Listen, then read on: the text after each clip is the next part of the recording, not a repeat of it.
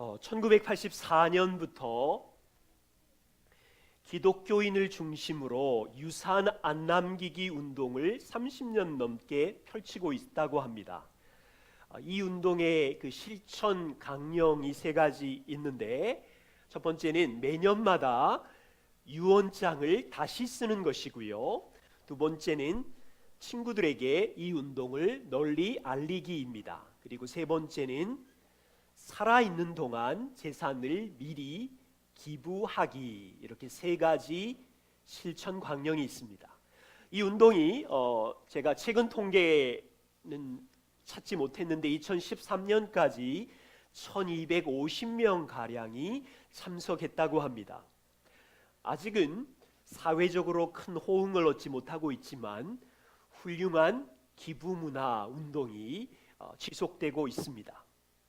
우리는 한 가지 생각할 것이 있는데, 부모로서 자녀에게 돈을 유산으로 남겨줄 것이냐 안 남겨줄 것이냐라는 것도 고민의 대상이지만, 부모는 우리 인생에 살아가는 소중한 정신을 자녀들에게 남겨주는 것은 중요합니다. 여러분에게 이런 질문을 드리겠습니다. 부모로서 자녀에게 무엇을 유산으로 남겨주고 싶으십니까? 돈인가요? 무슨 유산을 남겨주고 싶으세요? 우리 교회는 다음 세대에게 무슨 유산을 남겨주기를 원하십니까? 오늘 빌립보서에 있는 바울은 죽음을 기다리며 감옥 안에서 자신이 경험한 예수 그리스도의 십자가의 복음의 유산을 빌립보 성도들에게 전하려고 아주 간절하게 호소하고 있습니다. 그리고 이렇게 세 가지로 이야기를 나누고 싶어요. 바울은 본인이 경험한 복음의 유산을, 그 유산을 가지고 살았던 자신을 본받아라, 나를 본받으십시오 라고 이야기하고 있고, 그리고 인생을 살아가는 동안 이 복음의 유산을 해치는, 공격하는 십자가의 원수를 조심하십시오 라고 말한 다음에, 우리의 유산인, 우리의 시민권은 하늘에 있습니다. 여기서부터 하늘까지 우리는 이 유산을 누리는 사람입니다. 이렇게 우리가 함께 읽은 말씀에 바울은 간절하게 호소하고 있습니다. 먼저 첫 번째를 확인해 보지요. 복음의 유산을 가지고 살았던 바울은 자신을 본받으라고 17절에 이야기합니다. 형제들아, 너희는 함께 나를 본받으라. 그리고 너희가 우리를 본받은 것처럼 그와 같이 행하는 자들을 눈여겨보라. 여러분, 나를 본받으라는 이야기는 쉬운 말이 아닙니다. 제가 만일 저를 본받으세요 라고 말하면 조금 교만해 보이지요. 바울은 자기만을 본받으라고 하지 않았고요. 여기 두 그룹이 이 구절에 더 등장하는데, 너희는 우리를 본받으십시오. 이 우리는 누구입니까? 빌립보서 2장에 등장하는 젊은 디모데와 에바브로 디도를 말합니다. 이 디모데와 디도의 삶, 복음을 따라 사는 삶을 본받으십시오. 우리를 본받으십시오. 또 한 부류는 우리와 같이 행하는 자들을, 우리와 같이 행하는 자들을 눈여겨보십시오. 그들은 누구입니까? 빌립보 교회 안에 바울과 같이, 그리고 디모데와 에바브라, 디도, 우리와 같이 행하는 자뿐 아니라 빌립보 성도들 안에서도 바울의 삶을 함께 닮은 그들을 본받으십시오. 눈여겨보십시오. 그렇다면 바울, 우리, 그와 같이 사는 자들의 무엇을 본받으라는 말일까요? 빌립보 교회 저쪽 성도들 중에 기업을 일군 돈 많은 그 사람 부자 되는 돈 많은 걸 본받으라는 말입니까? 빌립보 성도 저기 앉아있는 사람들 중에 도지사나 높은 고관이 있으면 그 높은 자리를 본받으라는 말입니까? 바울은 이미 빌립보 3장 7절과 9절에서 자신의 성공 목록을 나열하면서 땅의 성취나 로마 시민권이나 도덕적인 흠이 없는 거룩한 삶이나 이런 세상에서 박수를 받았던 엘리트 목록의 삶을 본받으라는 말을 하지 않았어요. 이미 빌립보 3장 조금 전에 세상의 성공 목록, 세상의 자랑 리스트들, 내게 유익하던 것, 자신이 쌓아올린 선한 일들의 목록들, 목회 열매들, 선교 업적들 다 배설물로 던져버렸어요. 그러면 바울의 무엇을 본받으라는 말입니까?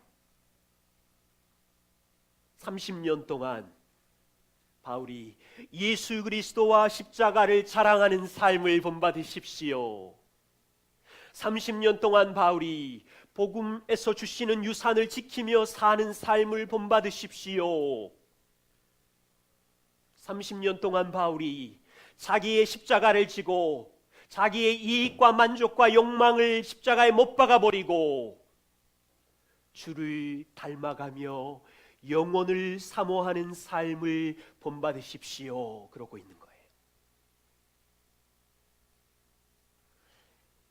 주님의 은혜교회 성도 여러분, 우리는 누구를 본받고 싶으십니까? 만일 여기에 이제 경제적인 기업을 하는 분이 있다면 그분은 미국의 부자인 빌 게이츠나 일본의 소프트뱅크 회장인 손정희를 본받고 싶든지 중국의 부자인 마윈 회장을 본받고 싶으시겠지요. 그렇지만 꼭 최고가 아니어도 나를 본받으십시오라고 말할 수 있습니다. 세상의 이치를 살펴보면 축구 코치는 초등학교 학생들에게 축구를 가르치면서 너희는 선생인 나를 본받아라. 나처럼 이렇게 슛을 하는 거야. 피아노 선생님은 학생들에게 너희는 나처럼 손가락을 이렇게 터치하는 거고 내가 하는 리듬과 모습을 따라서 나를 본받을 수 있겠니? 라고 말하지요. 영어를 가르치는 선생님은 학생들에게 너희는 나처럼 영어를 발음하고 따라할 수 있겠니? 다시 말하면요, 나를 본받으라, 따라할 수 있겠니? 라는 것은 영향력을 미치고 있는, 영향력을 주는 두 가지예요. 세상의 많은 사람들이 영향을 받는 것은 먼저는요, 시간을 가장 많이 보낼 때 영향을 받습니다. 요즘 사람들이 가장 시간을 많이 보내는 것이 무엇이지요? 물론 8시간 일하시는 것들, 학생들은 공부하는 것들로 인하여 시간을 많이 보냅니다만 조금만 틈이 생기면 문화적인 영향을 우리는 받고 있습니다. 조금만 쉬는 시간이 되면 스마트폰을 체크하고요, 인터넷 뉴스를 체크하고요, 아주 허락도 없이 무분별하게 들어와 있는 이 정보 사회가 우리에게 영향력을 끼치고 있습니다. 그냥 클릭 몇 번으로, 터치 몇 번으로 우리는 영향을 받고 있습니다. 주위를 둘러보세요. 지하철역 안에서도 사람들은 터치하고 있고, 혼자 있는 시간이 없어요. 화장실 안에서도 클릭하고 있고, 공부하다가 일하다가 잠시 시간만 나면 게임으로 클릭하고 있고. 여러분, 그래서요, 자녀들이 18세가 되기 전까지 클릭 터치한 것으로 인하여 폭력적인 장면을 18살이 될 때까지 수만 번 본대요. 수천 번의 이상한 불륜을 보고요. 곳곳에 음란물들이 널려 있어서 문화가 그리스도인들에게, 세상 사람들에게 영향력을 끼치고 있어요. 세상 문화는 나를 본받으라고 한 번도 말하지 않았습니다만, 세상 문화는요, 나를 본받으시라고 전혀 말하지 않고 있는데, 우리 대부분도 나는 세상을 본받고 싶어요라고 거의 생각하지 않고 있지만, 우리는 세상 문화와 시간을 많이 오래 가지고 있기 때문에 세상 문화를 자연히 본받고 있어요. 옷 입는 것도 영향을 받고 있고, 돈 쓰는 것도 영향을 받고 있고, 인생의 성공의 기준도 영향력을 받고 있고,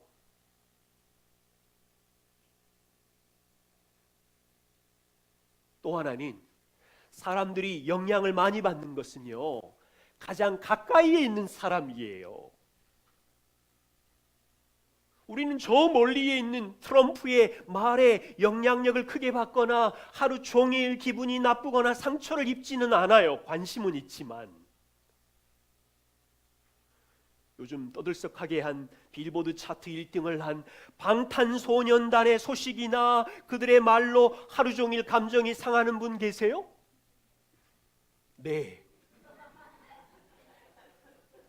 한두 명 있겠네요.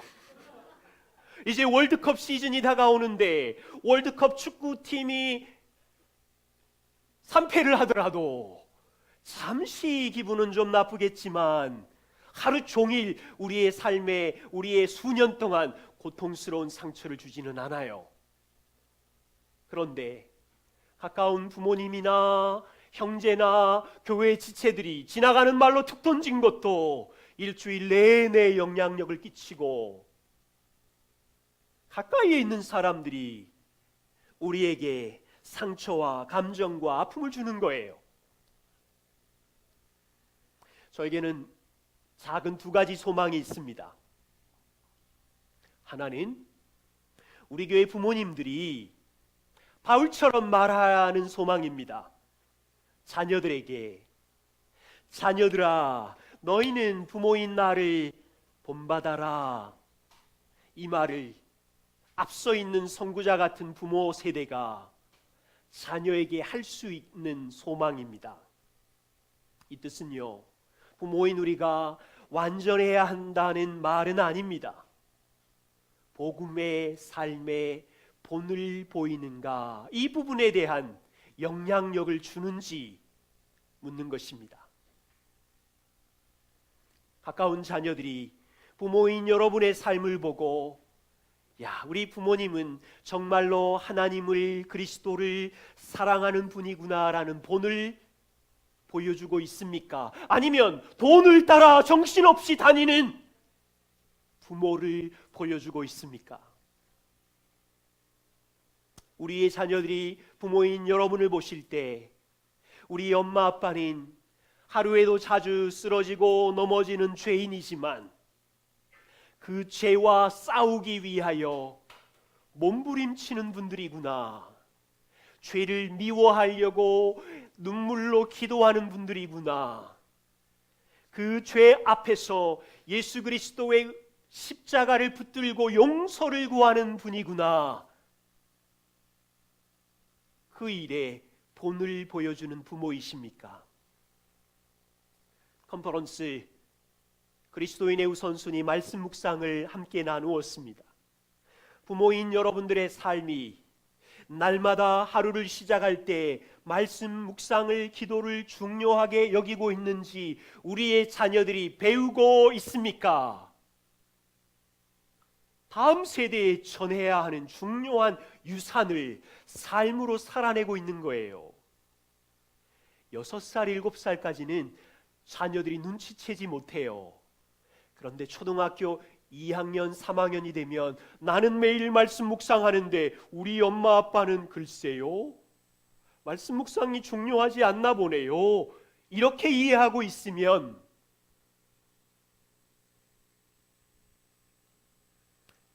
인생은 고난의 현장입니다. 내 뜻대로 되지 않는 시간들로 가득 차 있는 곳이 이 세상인데요. 이 고난의 세상을 걸어가는 동안 자녀들이 부모를 보고, 우리 부모님은 인생의 고난과 억울한 상황 속에서도 마음의 평안을 유지하며, 가끔씩 분노할 때도 있지만 마음의 평안을 유지하며 통치자 하나님을 신뢰하며 담대하게 하나님의 주권을 의지하고 하루하루를 믿음으로 살아가는 것을 우리 자녀들이 보고 있습니까? 굉장히 중요한 것을 가르치고 있는 거예요. 오히려 부유하고 평안하고 성공할 때 가르칠 수 있는 것보다 가난하고 억울하고 힘든 일이 쌓였을 때 자녀들에게 가르칠 수 있는 것은 더 소중해요. 세상은요, 물질적이지요, 쾌락으로 범람해 있지요, 땅의 만족과 인정으로 가득 찬 현장입니다. 이 혼란한 세상에서 자녀들이 부모를 볼 때 우리 부모님은 세상의 물질을 따라 사는 것이 아니라 영원한 천국에 서기 위하여 정직하고 신실하고 진실하고 은혜를 사모하는 분이구나. 옆에 있는 자녀들이 이것을 알고 있습니까? 세상은요, 갈등의 현장이에요. 우리끼리 있어도 갈등이 심각하잖아요. 매일 일어나는 갈등 속에서, 매일 뉴스에 일어나는 국제적인 갈등 속에서, 사람들끼리 갈등으로 치고받는 이 현장 속에서 부모로서 복음을 이해함으로 나와 다른 사람을 용납하며 사랑하며 용서하며 화해하는 본을 보임으로 우리 자녀들이 어떻게 갈등 속에서 서로 사랑하며 용납하는지를 배워가고 있는지요. 그 일에 바울은 본이 되었으며 빌립보 성도들에게 나를 본받으라고 이야기하는 것이고, 주님의 은혜교회 성도인 저와 우리도 자녀들에게 완전하지는 않지만 자녀들아, 이와 같은 일에 너희가 영향을 받기를 원한다고 말할 수 있어야 합니다. 또 하나는요, 우리가 그런 본이 되는 부모 세대가 된다면 우리 교회는 복음의 유산을 지키는 교회가 될 수 있으며, 이 복음의 유산을 지키고 있는 본이 되는 교회를 통하여 다른 교회에게 영향력을 끼칠 수 있는 교회가 될 수 있어요. 이번 컨퍼런스에서 여러분들이 그와 같은 본을 보여주셔서 감사합니다. 제가 전혀 부탁도 하지 않았는데 컨퍼런스가 끝나고 며칠 사이에 몇 건의 감사 문자들이 길게 몇 건이 도착을 했어요. 간단히 한두 가지를 소개하면, 외부에서 오신 분들이에요. 이번 컨퍼런스를 통해서 얼마나 주님의 사랑이 큰지 다시 한번 경험했고, 남편과 연합하며 믿음의 가정을 세워 나가는 가정들을 만나 교제할 수 있는 시간을 주신 하나님께 감사드립니다. 또 교회에게 진심으로 감사합니다. 이렇게 길게 한 분이 보내셨어요. 또 한 분은 안녕하세요, 컨퍼런스에 참석했던 아무개입니다. 우리 가정의 말씀 묵상에 변화가 필요하다는 생각으로 참여하였는데 그 이상의 은혜를 받고 지금 이 순간까지도 감격 속에 있습니다. 사랑이 없으면 아무것도 아니라는 말씀이 저를 늘 찌르고 있었지만 도대체 제 마음속에는 사랑이 생기지 않았고 어떻게 해야 될지 모르는 상황이었습니다. 그런데 하나님은 컨퍼런스를 통해 사랑의 마음을 제게 부어주셨습니다. 그것은 처음 만났음에도 불구하고 오랜 친구처럼 이 부분이 여러분들께 감사한 거예요. 처음 만났음에도 불구하고 오랜 친구처럼 제 마음에 귀 기울여 주시고 다독여 주신 자매님, 형제님 덕분입니다. 준비하고 섬겨주신 교회 모든 분들께 감사드립니다. 여러분들께 제가 감사드리는 거예요. 우리가 있는 모습 그대로를 사랑하며 용납하며 섬기고 교제한 것은 절대 우리의 것만이 아니고 복음의 본을 다른 사람들에게 영향력으로 끼칠 수 있는 것이지요. 앞으로 우리 함께, 우리 아직 어린데 복음의 본을 보이는 열매가 있는 교회로 자라기를 소망합니다. 바울은 복음의 유산을 따라 사는 사람들을 본받으라 이렇게 말한 다음에 반대로 복음의 유산을 해치는 사람들을 조심하십시오 라고 말합니다. 18절에 내가 여러 번 너희에게 말하였거니와, 한두 번이 아니었나 봐요. 여러 번 너희에게 말하였거니와 이제도 눈물을 흘리며 말하노니, 얼마나 간절해요. 눈물을 흘리며 말하노니 여러 사람이 그리스도의 십자가의 원수로 행하느니라. 아마 바울은 여러 사람을 기억한 것 같아요. 초대교회 안에 들어와 있는 사람들 중에 일부가, 빌립보 성도들 안에 들어와 있는 사람들 중에 여러 몇 명이 복음에 반대하는 삶, 십자가의 원수로 행한다고 바울은 말하고 있어요. 여러분, 원수라는 단어 얼마나 과격한 단어예요. 여기에 바울이 복음을 지키려고 하는 열망이 숨어 있는 거예요. 성도들 중에 예수를 믿는다고 하지만 전혀 자기를 부인하지 않고 여전히 세상의 물질과 쾌락과 세상의 만족을 위하여 자기 고집대로 살아가는 사람들을 생각할 때 바울은 눈물을 흘리며 안타까워하고 있는 거예요. 그러면서 복음에 합당하게 살고 있는 자신과 몇 사람을 본받으라고 말하면서 복음의 유산의 기쁨을 함께 있음에도 누리지 못하는 사람들을 향하여 안타까운 마음으로 눈물을 흘리며 호소하고 있어요. 19절에 그들이 누구인지 설명하기를 그들의 마침은 멸망이요 그들의 신은 배요, 배의 만족, 자기의 즐거움, 쾌락, 인정. 그들은 부끄러움에 있고 이 땅의 일만을 생각하는 자라. 그들이 소중하게 여기는 것은 자기의 유익, 자기의 기쁨, 자기의 쾌락, 땅의 일.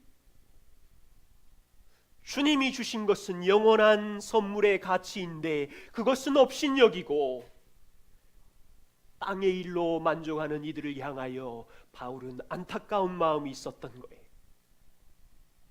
빌립보 교회와 초대교회를 생각하면 이 두 종류의 안타까운 사람들이 있습니다. 한 부류는 율법주의입니다. 이들은요, 십자가만으로는 부족하다. 십자가만이 나를 구원하는 것이 아니라 거기에 나의 선한 행위가 있어야 된다. 이렇게 주장하는 사람입니다. 이 사람들의 주장은 예수님의 십자가로 구원 사역이 완성된 것이 아니다. 불충분하다. 온전한 구원을 위해서는 나의 행위가 더해져야 한다라고 하는 다른 복음을 전하는 자였어요. 바울은 갈라디아서에서도 이와 같은 율법주의자들을 저주를 받을지어다라고 말했던 거죠. 하나님께서 행하신 십자가의 구원에 자기 행위를 더함으로 천국에 간다고 하는 이것은 다른 복음입니다. 여러분, 우리가 함께 읽었던 견고함이라는 책에서 제리 브리치지는 이렇게 말합니다. 오늘날에도 교회 안에 율법주의자와 같은 사람들이 있다. 그들은 복음을 부분적으로 수용하지만 복음을 온전히 수용한 게 아니라 부분적으로 수용하는데 자기의 신앙적 성취로, 자기가 쌓은 신앙의 성취로 복을 더 받을 자격이 있다고 생각하는 도덕적 신자들이다. 여러분, 이들은요, 일상생활에서 추악한 죄를 짓지 않습니다. 규칙적으로 교회를 출석하고요, 다른 사람을 잘 섬기고요, 날마다 하나님의 말씀 경건의 시간을 가지고 있고요, 헌금 생활도 잘하고요, 은사로 봉사까지 합니다. 굉장히 우리가 추구해야 되는 훌륭한 삶인데 여기까지는 참 좋아요. 그런데 플러스 그리스도의 의로는 부족하고 하나님을 기쁘게 하기 위해서는 나의 행실과 선한 삶이 필요하다고 말하는 사람들이 오늘날도 있다는 겁니다. 그래서 십자가만을 자랑해야 하는 이 바울의 심정을 이해하지 못하고 복음의 진수를 내려놓고 자기가 쌓은 것을 자랑하고 자기가 성취한 것에 대해서 인정을 받지 못하면 이제 화가 나고 이제 고통스러워하고, 그래서 다른 사람을 향하여 너는 왜 못하니? 라고 비판하고 정죄하는 율법주의자들이 초대교회 안에 있었습니다. 여러분, 우리는 조심해야 되는데 우리는 부모로서 이와 같은 모습을 가질 수도 있어요. 부모로서의 반듯한 행한 것을 기준으로 자녀에게 모욕을 주고 배우자에게 수치감을 주고 교회 지체를 정죄하고, 그럴 때 우리는 자칫 잘못하면 율법주의적인 모습으로 넘어갈 수 있기에 우리는 저를 포함하여 조심해야 합니다. 이미 예수님은 우리에게 십자가로 생명을 주셨으며 완전한 죄사함의 용서를 주셨고 하나님 앞에 설 수 있는 완전한 의로움을 선물로 주셨을 뿐 아니라 우리 안에 성령님께서 동행하시며 하늘의 영원한 기업을 다 주셨지요. 측량할 수 없는 하나님이 이루신 공로를 선물로 다 주셨는데 우리는 땅에서 모래 한 알만한 자기의 공로를 자랑하면서 이웃을 정죄하면서 이렇게 사는 것은 바울이 십자가의 원수로 행하는 것이며 복음을 이해하지 못한 것이며,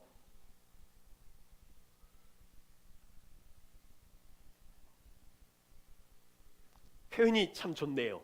모래 한 알만한 열매, 모래 한 알만한 성취, 모래 한 알만한 인내의 성품, 모래 한 알만한 물질,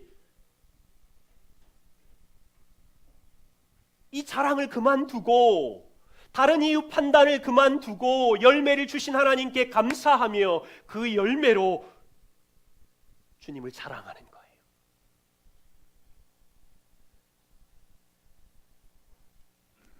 두 번째는요, 무율법주의자예요. 초대교회에 있었고 지금도 우리 가운데 성장 중에도 보일 수 있지요. 이들은요, 그리스도가 모든 일을 이루셨기에, 그리스도가 구원의 모든 일을 다 완성하셨기에 나는 이미 구원받았으니 내가 구원받았네, 아무렇게나 살아도 되겠네. 어떻게 됩니까? 땅의 일만 생각하고 자기 욕심을 따라서 사는 방탕주의자들이 교회 안에 있다는 것입니다. 이 사람들은요, 구원 다 받았으니 죄를 반복적으로 지어도 괜찮아, 다 용서해 주실 거야, 십자가를 봐, 이미 그분이 저주를 다 받았어, 습관처럼 말하면서 수년 동안 변화된 삶은 없으면서 무슨 죄를 지어도 구원받을 거라며 타협하며 살아가는 방탕주의자들이 교회 안에 있다는 것입니다. 여러분, 바울은 지금 이 부류 또한 십자가를 욕보이고 있는 사람들이다. 왜 그렇습니까? 예수님께서 나의 죄를 위하여 죽기까지 하셨다면 우리는 죄를 미워해야 합니다. 죄를 미워하지 않으면 그리스도인이 아닙니다.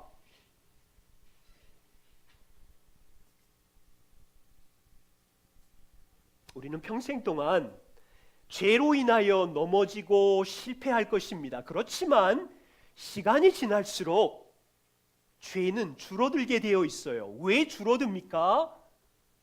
십자가에서 죽으신 그리스도께서 죄와 함께 우리 혼자 싸우게 내버려 두신 것이 아니라 성령 하나님을 우리 안에 사시게 하심으로 인생의 동반자로 오셨기 때문에 성령님이 우리 안에, 인생 안에, 고난과 자녀 양육과 결혼 안에 우리 안에 일하시면서 주님을 닮아가도록, 죄를 미워하고 버리도록 계속 일하시기 때문에 죄는 줄어들게 되어 있어요.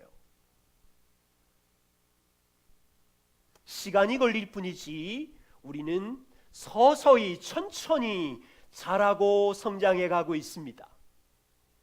사람들마다 어떤 영역은 빨리 자라고 어떤 영역은 더 고통스럽게 신음하는 부분이 있습니다만 이 열매는 1년이 지나고 2년이 지나면 가족들이 알게 되는 열매이고요, 교회 지체들이 알게 되는 열매이고요, 우리의 자녀들이 우리 아빠 달라졌어요, 우리 엄마 달라졌어요 말하게 되는 열매입니다. 분별이 가능합니다.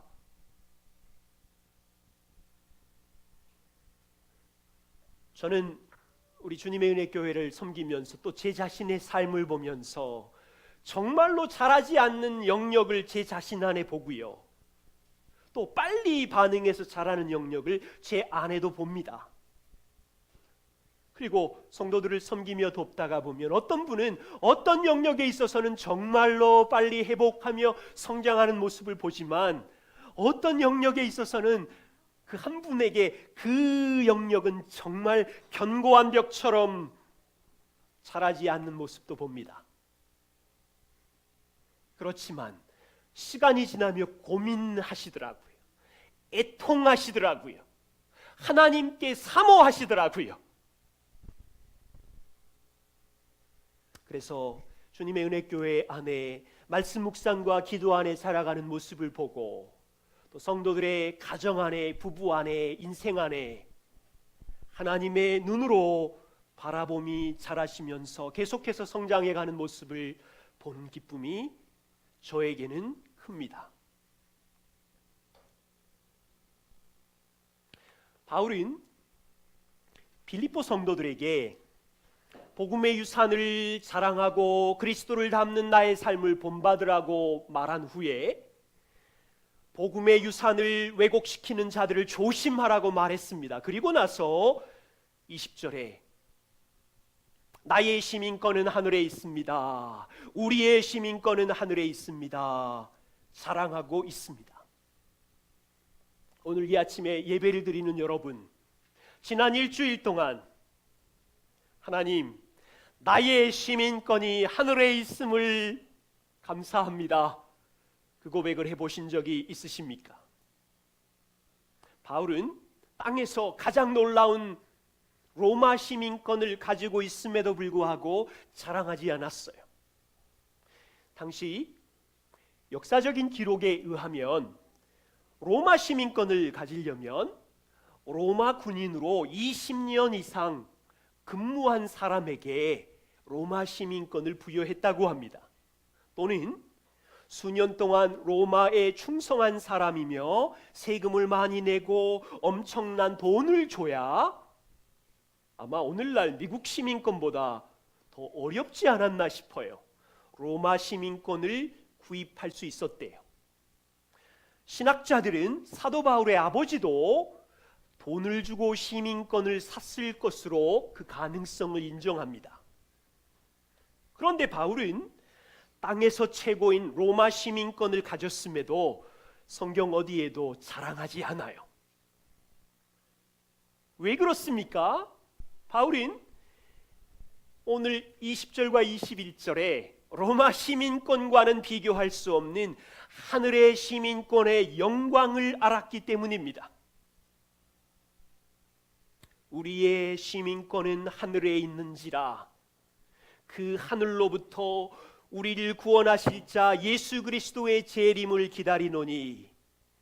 여러분, 하늘에 있는 그가 누구입니까?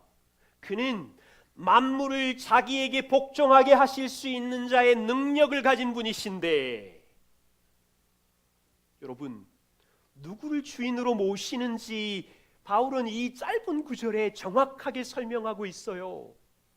하늘과 땅과 바다와 모든 세상의 만물을 자기 발 아래 복종하게 할 수 있는 능력을 가진 통치자이신 그를 바울은 감옥에서 기다리고 있어요. 감옥에 있음에도 불구하고 자기 삶을 통치하시는 분이 누구인 줄을 알고 있으면서 마음의 기쁨과 평안을 유지하고 있는 거예요. 여러분, 우리 중에 감옥에 있는 분 계세요? 육신의 약함을 가지신 분이 있으실 거고, 재정적인 어려움을 가진 분이 있으실 거고, 자녀와 부부와 직장에 여러 가지 풀어야 되는 고통스러운 상황을 갖고 있음에도 불구하고 바울처럼 만물을 복종케 할 수 있는 능력을 가지신 주님의 통치 아래 있기에 지난주 평안하셨어요. 기뻐하셨어요. 그러지 못했다면 우리를 붙들고 있는 분이 누군지 모르거나 세상 문화의 영향을 받아서 인정하지 않거나. 바울은 지금 자신이 감옥에서 죽을지라도, 이 육신의 몸이 썩어 흙이 될지라도 자기의 낮은 몸, 썩어 없어질 몸을 통치자이신 그분의 영광스러운 몸의 형체로 변화시킬 것을 붙잡으며, 여러분, 만화 같은 이야기를 지금 하고 있어요. 그리스도인들이 잃어버린 복음의 유산, 만화 같은 이야기, 어벤져스보다 더 엄청난 이야기. 바울은 영광스러운 소망, 하늘의 시민권을 가졌으며 내 몸이 감옥에서 죽을지라도 나를 통치하시는 자의 영광스러운 몸으로 변화시킬 거라는 믿음을 붙들고 감옥 안에서 평안으로 걸어가고 있어요. 10억을 주고 산 것도 아니며, 군대 20년 근무해서 얻은 것도 아니며, 집을 팔아서 얻은 것도 아니라 바울은 다메섹에서 부활하신 예수님을 만나고 믿어서 하늘의 시민권을 얻었으며,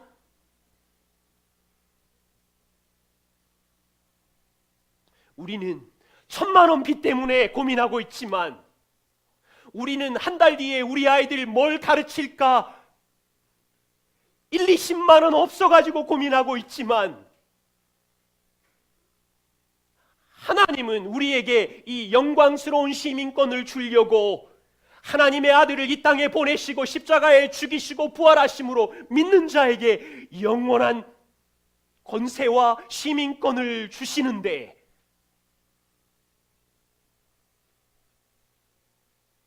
잃어버린 유산을 믿으십니까? 예수님을 믿는다는 게 무슨 말입니까? 썩어 없어질 낮은 몸이 땅에서 끝이 아니라 부활하신 예수님의 영광스러운 몸으로 변화될 것, 영화를 믿는 것까지인데,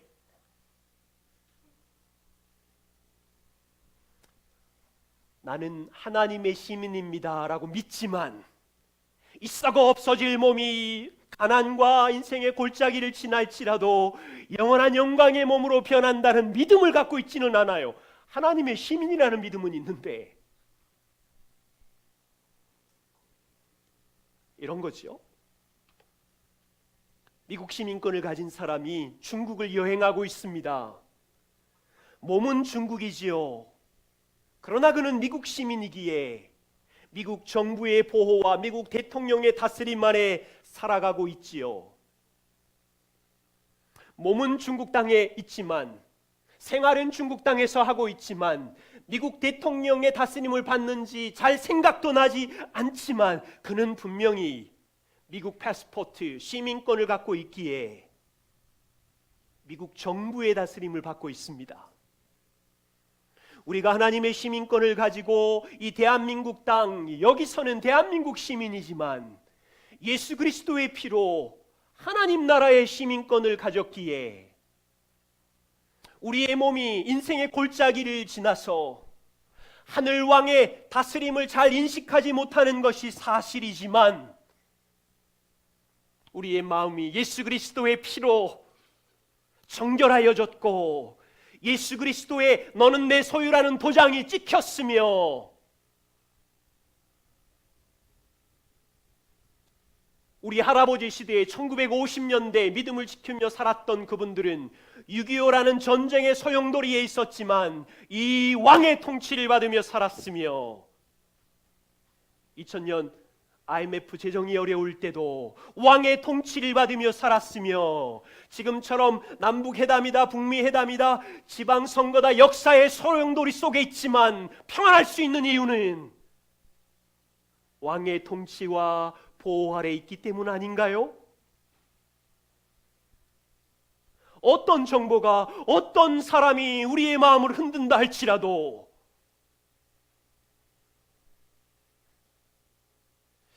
여러분, 우리가 하나님의 시민이며 그분이 그 하늘에서 오늘도 우리의 삶의 모든 것을 통치하시며 이것이 우리에게 확실하면 우리의 모든 삶의 동기와 목표는 달라지게 되어 있어요. 직장 생활을 하시는 중에 뇌물이나 탈세를 행하지 않고 정직하게 성실하게 사는 이유가 무엇입니까? 그냥 진급 잘하기 위해서입니까?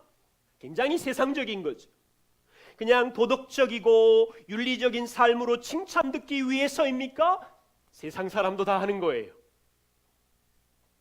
우리가 직장 속에서 탈세하지 않으며 뇌물을 지키는 것은 우리의 정체성이 하나님 나라의 시민이기에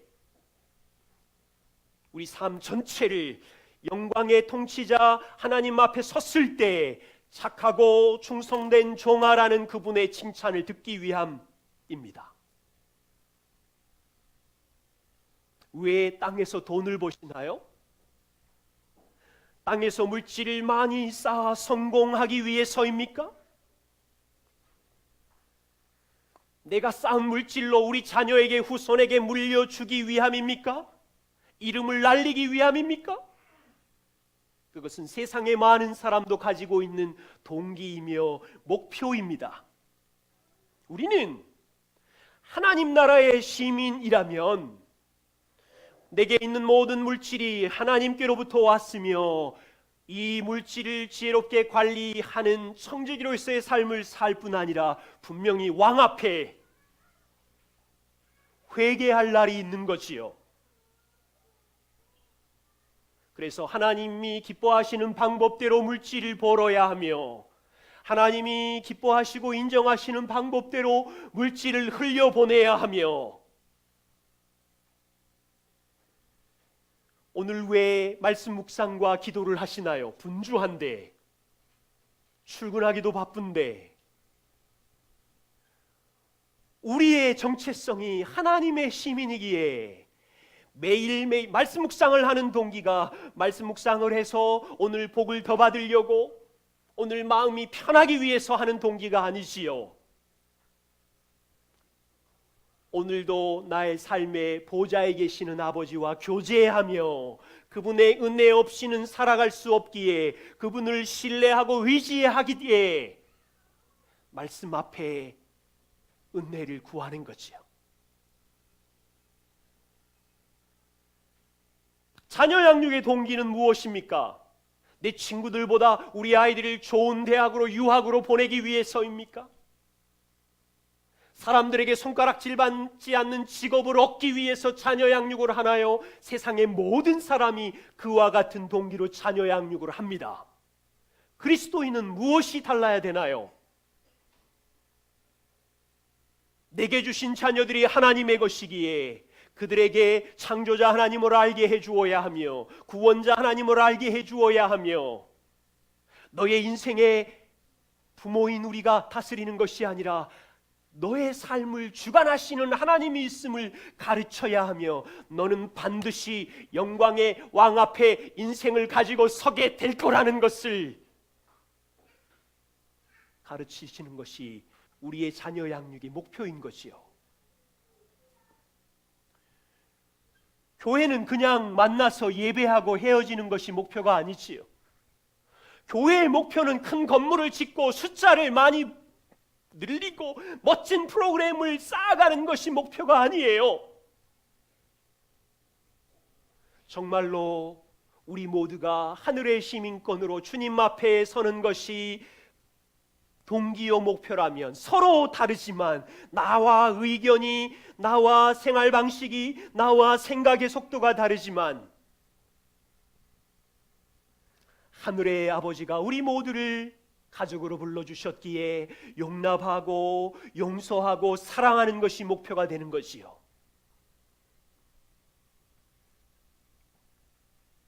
바울처럼 세상 사람들이 가지지 않은 복음의 유산을 가지고 있습니까? 그 유산을 자녀들에게 너희는 나를 본받아라 이렇게 말할 수 있습니까? 기억하십시다. 일생을 살아가는 동안 가정 안에, 교회 안에, 우리의 인생 안에 하나님께서 완전하게 이루신 복음의 유산을 파괴하는 율법주의와 방탕주의가 우리 본성 안에 틀어지고 있어요. 조심해야 합니다.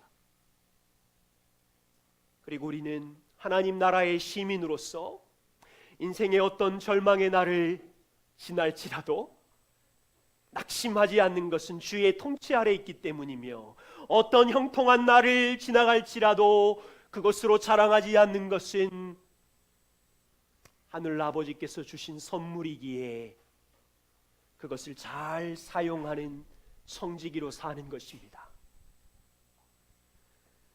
바울이 빌립보 성도들에게 복음의 유산을 호소하며 전한 것처럼 부모로서 또 교회로서 이 복음의 유산을 지키고 보호하고 물려주는 주님의 은혜교회 성도님들이 되시기를 부탁드립니다.